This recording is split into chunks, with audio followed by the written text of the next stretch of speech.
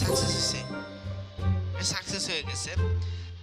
এখন আমরা আছি কি 5 নাম্বার লেভেলে মনে হয় না।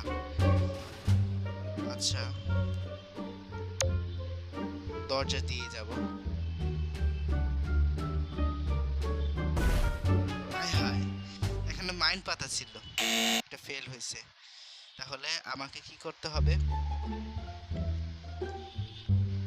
আমাকে আবার এখান থেকে আবার আগের মতো শুরু করতে হবে। সো আবার এটা দিয়ে আমি সামনের দিকে আগায় যাব।